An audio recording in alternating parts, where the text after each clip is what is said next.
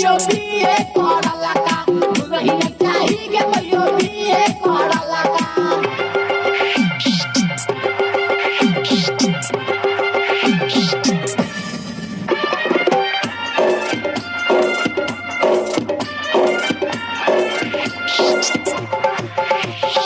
पढ़ल लिखल हमारा नहीं बोलिया हमारा नहीं बोली है कि हमारा नहीं बोली है अंगूठा छापल लड़की से सेटिंग नहीं करी है सेटिंग नहीं करी है कि सेटिंग नहीं करी है रंग चाहे होते भैया गोर चाहे करिया गोर चाहे करिया के गोर चाहे करिया कन्या चाही गे भैया बीए पढ़ला का दुल्हन चाही गे भैया बीए पढ़ला का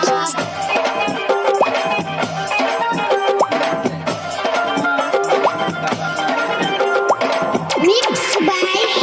Kanchan Raj Muzaffarpur. Kanchan Raj Muzaffarpur. Kanchan Raj Muzaffarpur. Kanchan Raj